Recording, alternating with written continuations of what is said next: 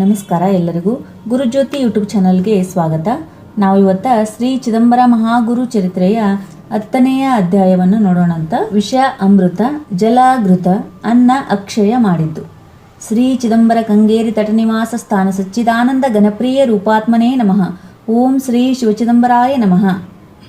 ಭವಭಯ ಹರ ಚಿದಂಬರನೇ, ನಾನು ಭವಸಾಗರವನ್ನು ಸರಾಗವಾಗಿ ದಾಟುವಂತೆ ಕರುಣಿಸು. ವಿಷ ಅಮೃತ ಮಾಡಿದ್ದು. ಒಂದು ದಿನ ನೆರೆಹಳ್ಳಿಯ ಹೆಂಗಸೋರ್ವಳು ತನಗೆ ಸಂತಾನ ಕರುಣಿಸಲಿಲ್ಲ ಎಂಬ ಕೋಪದಿಂದ ವಿಷಮಿಶ್ರ ಮಾಡಿದ ತುಪ್ಪ ಚಿದಂಬರರಿಗೆ ಉಣ್ಣಿಸಬೇಕೆಂದು ಗುರುಗಳೆಡೆಗೆ ಬಂದಳು. ಅವಳಂತರಂಗ ಅರಿತಿದ್ದ ಮಹಾಸ್ವಾಮಿ ತಮ್ಮ ಶಿಷ್ಯರಿಗೆ ತುಪ್ಪ ಚೆನ್ನಾಗಿದೆಯೇ ಎಂದು ಪರೀಕ್ಷಿಸಲು ಹೇಳಿದರು. ಮೇಲ್ನೋಟಕ್ಕೆ ಉತ್ತಮವಾಗಿದ್ದ ಅದನ್ನು ಶಿಷ್ಯರು ಚೆನ್ನಾಗಿದೆ ಎಂದು ಹೇಳಿದ್ದರಿಂದ ನೈವೇದ್ಯದ ಎಲೆಗೆ ಹಾಕಿ ದೇವರಿಗೆ ಅರ್ಪಿಸಿದರು.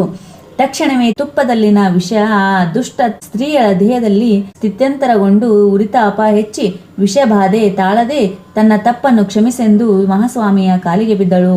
ಗುರುಗಳಿಗೆ ಕರುಣೆ ಬಂದು ಕರುಣಿಸಿ ಅವಳ ಬಾಯಲ್ಲಿ ತೀರ್ಥ ಹಾಕಿ ಅಂಗಾರ ಕೊಟ್ಟು ಮೈಗೆಲ್ಲ ಹಚ್ಚಿಕೊಳ್ಳುವಂತೆ ಹೇಳಿದರು. ಅವಳದರಂತೆ ಮಾಡಲು ವಿಷಬಾಧೆಯ ಉರಿಯಿಂದ ಮುಕ್ತಳಾದಳು. ವಿಷಪೂರಿತ ತುಪ್ಪವನ್ನು ಗುರುಗಳು ಕೃಪಾದೃಷ್ಟಿಯಿಂದ ನೋಡಲು ಅದು ಅಮೃತವಾಯಿತು. ಎಲ್ಲರೂ ಸಂತೋಷದಿಂದ ಆ ತುಪ್ಪವನ್ನು ಸೇವಿಸಿದರು. ಜಲಘೃತ ಮಾಡಿದ್ದು. ಮಲಪ್ರಭಾ ತೀರದ ಸಂಗೊಳ್ಳಿ ಗ್ರಾಮದ ಕುಲಕರ್ಣಿಯವರ ಮನೆಯಲ್ಲಿ ಗುರುಗಳು ವಾಸ್ತವ್ಯ ಮಾಡಿದ್ದಾಗ ತಮ್ಮ ಮಗ ಶಂಕರನ ಮುಂಜುವೆ ವೈಶಾಖ ಶುದ್ಧ ಪಂಚಮಿಯಿಂದ 4 ದಿನ ವಿಜೃಂಭಣೆಯಿಂದ ಮಾಡಿದರು. 3ನೇ ದಿನ ಎಲ್ಲರೂ ಊಟಕ್ಕೆ ಕುಳಿತಾಗ ಪೇಟೆಯಿಂದ ಬರಬೇಕಾಗಿದ್ದ ತುಪ್ಪ ಬರದ್ದರಿಂದ ಗುರುಗಳೇ ಸ್ವತಃ ಮಲಪ್ರಭೆಯನ್ನು ಪ್ರಾರ್ಥಿಸಿ ಆ ಜಲವನ್ನೇ ಕೊಡಗಳಲ್ಲಿ ತುಂಬಿಕೊಂಡು ಹೋಗಲು ಸೇವಕರಿಗೆ ಆಜ್ಞಾಪಿಸಿದರು.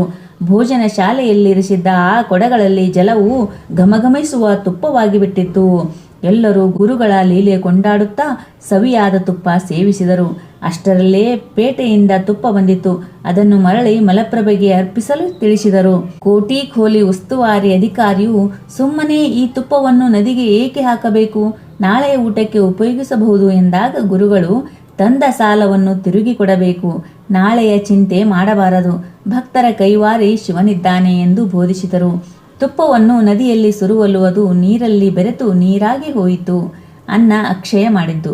ಪಟವರ್ಧನ ಸರದಾರರು ತಮ್ಮ 500 ಜನ ಸೈನಿಕರ ಜೊತೆ ಸ್ವಾಮಿಯ ದರ್ಶನಕ್ಕೆ ಬಂದಾಗ ಅವರಿಗೆ ಪ್ರಸಾದ ಮಾಡಿಕೊಂಡೇ ಹೋಗಿರಿ ಎಂದು ಮಹಾಸ್ವಾಮಿ ಹೇಳಿದರು.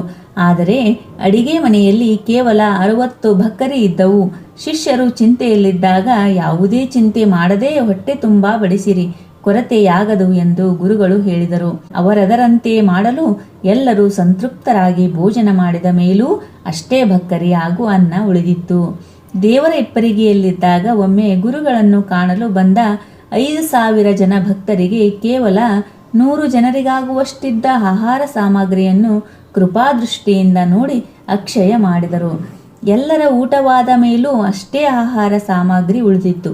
ಅದೇ ರೀತಿ ಇನ್ನೊಮ್ಮೆ 2,000 ಜನ ಊಟಕ್ಕೆ ಕುಳಿತಾಗ ಕೇವಲ 4 ಸೇರಿನಷ್ಟಿದ್ದ ತುಪ್ಪ ಎಲ್ಲರಿಗೂ ಹೇಗೆ ಸಾಲುವುದು ಎಂಬ ಚಿಂತೆಯಲ್ಲಿದ್ದ ಕಂಡಪ್ಪನೆಂಬ ಶಿಷ್ಯನಿಗೆ ಅಭಯ ನೀಡಿ ಕೃಪಾದೃಷ್ಟಿಯಿಂದ ಆ ಘೃತ ಪಾತ್ರೆ ಮಾಡಿದಾಗ ಎಲ್ಲ ಜನರು ತೃಪ್ತಿ ಹೊಂದುವಷ್ಟು ತಿಂದರು. ಅದು ಮೊದಲಿನಷ್ಟೇ ಉಳಿದಿತ್ತು. ಕಾಮಧೇನು ಕಲ್ಪವೃಕ್ಷಗಳನ್ನೇ ಸೃಷ್ಟಿ ಮಾಡುವ ಕೈಲಾಸಪತಿಗೆ ಅಕ್ಷಯ ಮಾಡುವುದು ಅಸಾಧ್ಯವೇ? 10ನೆಯ ಅಧ್ಯಾಯ ಸಮಾಪ್ತವಾದುದು. ಶ್ರೀ ಚಿದಂಬರಾರ್ಪಣಮಸ್ತು. ಜೈ ಚಿದಂಬರ. ಈಗ ಒಂದು ಚಿದಂಬರರ ಹಾಡು.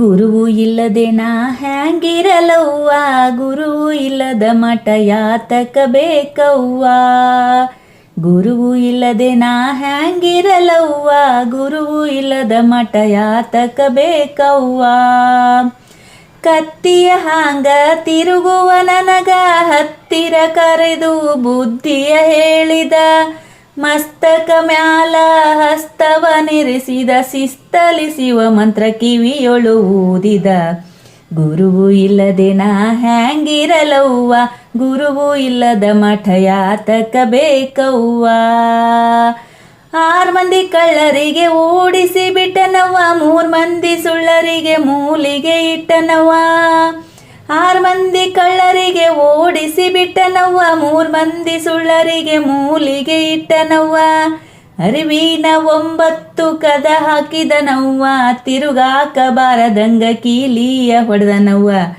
ಗುರುವು ಇಲ್ಲದೆ ನಾ ಹ್ಯಾಂಗಿರಲವ್ವ, ಗುರುವು ಇಲ್ಲದ ಮಠ ಯಾತಕ ಬೇಕವ್ವ. ತತ್ವ 36 ತಿಳಿಸಿದನವ್ವ, ಸತ್ಯ ಶರಣರ ಸಂಘ ಮಾಡಂದನವ್ವ. ತತ್ವ 36 ತಿಳಿಸಿದನವ್ವ, ಸತ್ಯ ಶರಣರ ಸಂಘ ಮಾಡಂದನವ್ವ. ನೀತಿ ನಿಯಮವ ಹಿಡಿಯಂದನವ್ವ, ಮತ್ತಾವ ಮಾರ್ಗವ ಬ್ಯಾಡಂದನವ್ವ. ಗುರುವು ಇಲ್ಲದೆ ನಾ ಹ್ಯಾಂಗಿರಲವ್ವ, ಗುರುವು ಇಲ್ಲದ ಮಠ ಯಾತಕ ಬೇಕವ್ವ. ಎಚ್ಚರ ತಪ್ಪಿ ಎಚ್ಚರದಲ್ಲಿ ಬಂದು, ಎಚ್ಚರ ತಪ್ಪಿ ಎಚ್ಚರದಲ್ಲಿ ಬಂದು ಹುಚ್ಚನಾಗಿ ತಾನೆ ನಗುತ್ತಾನವ್ವ. ಎಚ್ಚರ ತಪ್ಪಿ ಎಚ್ಚರದಲ್ಲಿ ಬಂದು ಹುಚ್ಚನಾಗಿ ತಾನೆ ನಗುತ್ತಾನವ್ವ. ಗುರುವು ಇಲ್ಲದೆ ನಾ ಹ್ಯಾಂಗಿರಲವ್ವ, ಗುರುವು ಇಲ್ಲದ ಮಠ ಯಾತಕ ಬೇಕವ್ವ. ಗುರುವು ಇಲ್ಲದ ಮಠ ಯಾತಕ ಬೇಕವ್ವ. ಇಷ್ಟೊತ್ತು ಚರಿತ್ರೆ ಹಾಗೂ ಹಾಡು ಕೇಳಿದ್ದಕ್ಕಾಗಿ ಎಲ್ಲರಿಗೂ ಧನ್ಯವಾದಗಳು. ಏನಾದರೂ ತಪ್ಪಾಗಿದ್ದರೆ ದಯವಿಟ್ಟು ಕ್ಷಮೆ ಇರಲಿ.